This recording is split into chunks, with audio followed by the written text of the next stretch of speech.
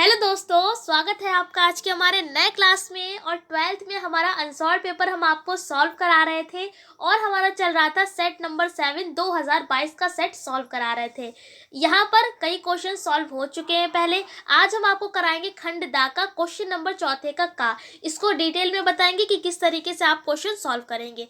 सबसे पहले यहाँ पर दे रखा है क्वेश्चन में कि आंख के सामने समंजन के लिए अपवर्तनी खगोलीय दूरदर्शी द्वारा दूर स्थित वस्तु के प्रतिबिंब बनने के लिए किरण आरेख बनाइए और इस दशा में दूरदर्शी की आवर्धन क्षमता का सूत्र लिखिए। बहुत आसान है, केवल क्वेश्चन में दो चीजें पूछी गई हैं। पहला कि आपको जो खगोलीय दूरदर्शी होता है इसका आपको किरण आरेख बनाना है, यानी कि डायग्राम बनाना है इसका।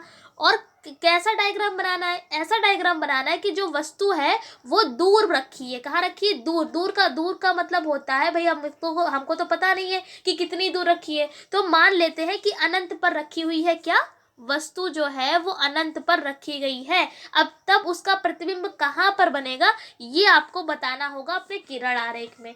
तो समझा देंगे बहुत आसान तरीके से। इतना क्वेश्चन तो समझ में आ गया होगा। फिर से एक बार बता देते हैं कि खगोलीय दूरदर्शी का आपको डायग्राम बनाना है। कैसा डायग्राम बनाना है कि आपको वस्तु का मतलब है भाई ऑब्जेक्ट आपको इस जगह पर रखना है जहां पर मतलब कहाँ पर रखना है? अनंत पर रखना है। अनंत का मतलब है हमको उसकी डिस्टेंस जो है वो पता ही नहीं है कि वो लेंस से कितना ज्यादा दूर है। ठीक है, उसका प्रतिबिंब कहाँ बनेगा, यानी कि उसकी परछाई कहाँ बनेगी। मान लिया कोई भी वस्तु है, आप मान लीजिए कोई भी वस्तु है बहुत दूर रखी है, हमको नहीं पता है कितनी दूर रखी है, और उसकी परछाई कहाँ पर पड़ेगी। अगर हम एक लेंस लगा देते हैं, लेंस कौन? दूरदर्शी होगा, खगोलीय दूरदर्शी, तो उसकी परछाई कहाँ पर बनेगी वो आपको निकालना पड़ेगा। उसके बाद आपको आवर्धन क्षमता निकाल देनी है। आवर्धन क्षमता का मतलब होता है एम आपको फाइंड आउट करना है। कब? दूर स्थित वस्तु के लिए। दूर का मतलब क्या है बता दिया। अनंत के लिए आपको निकालनी पड़ेगी आवर्धन क्षमता। तो इस सवाल को अच्छे से सॉल्व कराते हैं। सबसे पहले किरण आरेख देखिए बना यहाँ पर आप देख ही रहेंगे अपनी स्क्रीन पर। समझा देते हैं। बाई चांस अगर ये लॉन्ग में आ जाता है तब आप क्या करेंगे? कुछ भी यहाँ पर दिक्कत की बात नहीं है, बस आप इसको किरण आरेख अगर अच्छे से समझ लेते हैं तो आप इसका प्रतिबिंब कहाँ पर, प्रतिबिंब का बनना, इसकी क्रिया विधि, यहाँ पर किस किस चीज़ का यूज हुआ है, ये आप बहुत आसान तरीके से लिख सकते हैं। लेकिन कब? जब आपको ये पूरा जो चित्र है वो अच्छे से याद होगा तभी आप लिख सकते हैं, ऐसे नहीं लिख सकते हैं। फिर ये चाहे लॉन्ग में आ जाए शॉर्ट में आ जाए इससे मतलब नहीं है। अगर लॉन्ग में आता है तो साथ में इसकी प्रतिबिंब का बनना, क्रिया विधि सब कुछ आपको लिखना पड़ेगा। लेकिन अगर ये शॉर्ट में, जैसे कि 4 नंबर क्वेश्चन में आया है, तो चौथे क्वेश्चन जो होते हैं नंबर में तो वो लॉन्ग के नहीं होते हैं, शॉर्ट के होते हैं 3 नंबर के। तो आपको इसमें ज़्यादा नहीं लिखना है, बस जितना पूछा गया उसके हिसाब से हम उसका आंसर लिख देंगे। और एक बात और बता देते हैं, इससे पिछला सेट जो हमने कंप्लीट सॉल्व कराया था, अगर आपने नहीं देखा है तो देख लीजिएगा जाके, अलग से प्लेलिस्ट बनी हुई है। उस वाले सेट में आया था संयुक्त सूक्ष्मदर्शी। ठीक है, ये सारी बातें क्यों बता रहे हैं आपको, क्योंकि आपके काम आएंगी। वहां पर हमने पढ़ाया था संयुक्त सूक्ष्मदर्शी। अब भाई यहाँ पर हम आपको पढ़ा रहे हैं दूरदर्शी। कौन सा? खगोलीय दूरदर्शी। अब दोनों में से देखिए, दोनों सेट पढ़ा है, दूसरा ये वाला चल रहा है हमारा। संयुक्त आया था, यहाँ पर दूरदर्शी आया हुआ है। तो यहाँ से हमको क्या पता चल रहा है कि एग्जाम के पर्पज से अगर हम यहाँ पर देखें तो या तो सूक्ष्मदर्शी और या तो दूरदर्शी में से एक चीज आपके एग्जाम में आती है।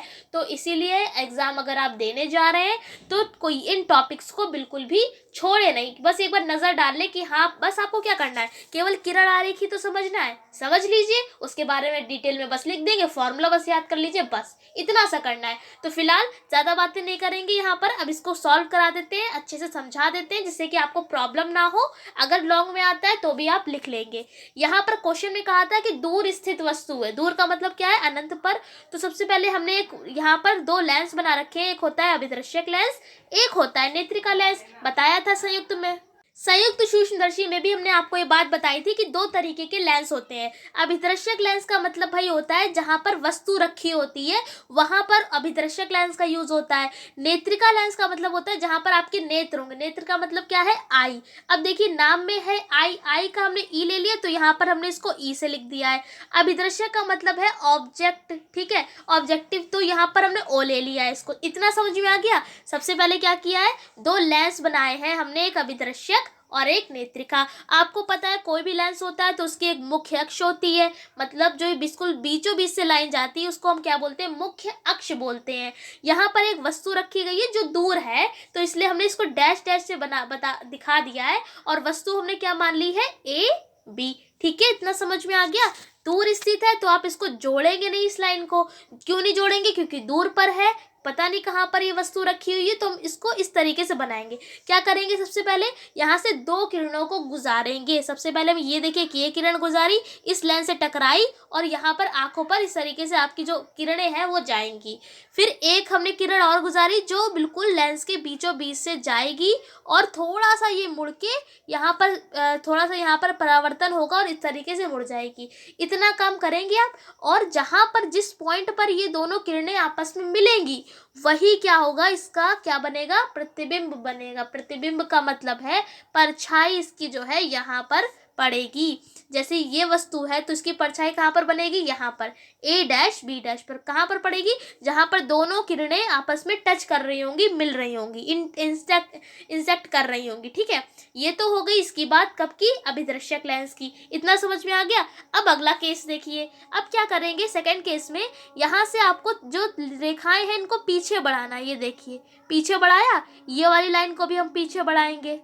ठीक है, अभी जो दो यहाँ से मुड़ी थी इन्हीं को हमने पीछे बढ़ाया है, और एक हमने लाइन और ले ली है जो बिल्कुल नेत्रिका के सेंटर से होकर जा रही है, केंद्र से होकर जा रही है। तो तीनों को हमको इस तरीके से पीछे बढ़ाना है कि ये एक पॉइंट पर आके मिल लें। ठीक है, तीनों किरणों को इस तरीके से पीछे बढ़ाना है कि एक पॉइंट पर आके मिलेंगी, और जिस पॉइंट पर मिलेंगी वही क्या कहलाएगा, हमारा A double dash B double dash, हमने उसको नाम दिया है। ये क्या होगा, ये नेत्रिका के लिए प्रतिबिंब होगा। ठीक है, तो सबसे पहले हमने क्या किया, एक वस्तु ली है, इसका प्रतिबिंब कहाँ बनेगा, ए डैश बी डैश पर। ठीक है, उसके बाद नेत्रिका के लिए, अब देखिए जब ये अभिदृश्य के लिए वस्तु है तो नेत्रिका के लिए ये क्या हो जाएगी, ये नेत्रिका के लिए भाई ये वस्तु हो जाएगी, और इसका प्रतिबिंब कहाँ बनेगा, यहाँ पर बनेगा A double dash B double dash. बस इतना सा था, समझा दिया आपको। फिर उसके बाद दूरी लिखी हुई है यहाँ पर, देखिए नेत्रिका को ई से लिखते हैं ना, ई से डिनोट करेंगे, तो नेत्रिका की जिस भी चीज़ को हम लिखेंगे, वस्तु से दूरी, प्रतिबिंब से दूरी, फोकस दूरी, तो छोटा सा ई बना देंगे। जब हम अभिदर्शक लेंस की बात करेंगे कि अभिदर्शक लेंस की फोकस दूरी, अभिदर्शक लेंस की वस्तु की दूरी, ठीक है, तो वहाँ पर हम ओ लगा देंगे छोटा सा, जिससे पता चल जाए कि ये नेत्रिका लेंस की बात हो रही है और ये अभिदर्शक लेंस की बात हो रही है। तो यहाँ पर देखिए दोनों लेंसों के बीच की जो दूरी होती है अभिदर्शक और नेत्रिका की, कब, खगोलीय दूरदर्शी में, वो होती है f0। f0 का fo है, ये o का मतलब ऑब्जेक्टिव अभिदर्शक लेंस, और f क्या है, फोकस दूरी है। यानी कि अभिदर्शक लेंस की फोकस दूरी क्या होती है, वो अभिदर्शक लेंस और नेत्रिका के बिल्कुल बीचों बीच के, मतलब दोनों के जो बीच की दूरी होती है वो क्या होती है, FO। उसके बाद यहाँ पर क्या किया, ये है हमारा पॉइंट FE, जिस पॉइंट पर काटता है आपको पता होगा, मुख्य अक्ष के जिस पॉइंट पर कोई रेखा काटती है तो वही फोकस कहलाता है। ये नेत्रिका का फोकस होगा तो E लिख दिया है। यहाँ पर फोकस बनेगा हमारा ये अभिदर्शक लेंस का, तो FO लिख दिया है। उसके बाद देखिए ये वस्तु से दूरी क्या होती है, अभी हमने आपको बताया था कि नेत्रिका के लिए वस्तु क्या है, ये, तो ये वस्तु से दूरी U होती है। E लगा दिया छोटा सा, इसलिए क्योंकि नेत्रिका की बात चल रही है। फिर उसके बाद जो लास्ट प्रतिबिंब यहाँ पर बनना है, यहाँ से लेंस की दूरी हमने D मान रखी, इसको बोलते हैं स्पष्ट दृष्टि की न्यूनतम दूरी। तो आशा करते हैं आपको समझा पाए होंगे कि किस तरीके से ये होगा।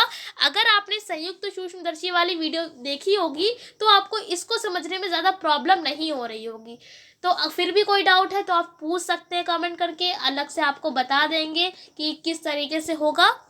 फिलहाल कोशिश करिए समझाने की, समझ गए होंगे। अब किरण आरेख तो बन गया है, अब इसका फॉर्मूला लिख देते हैं। लिख दिया है कि दूरदर्शी की आवर्धन क्षमता अगर होगी तो m बराबर होता है माइनस का FO अपॉन में FE। FO का मतलब बता दिया, ये अभिदर्शक लेंस की फोकस दूरी है, और FE का मतलब है यहाँ पर नेत्रिका लेंस की फोकस दूरी। ये फॉर्मूला कब होता है, जब प्रतिबिंब अनंत पर बनता है, अनंत पर बनेगा। ठीक है, तो आई होप पूरा क्लास आपको अच्छे से समझा पाए होंगे। फिर भी कोई मिस्टेक हो गई हो या कोई गलती हो गई हो तो माफ़ कर दीजिएगा।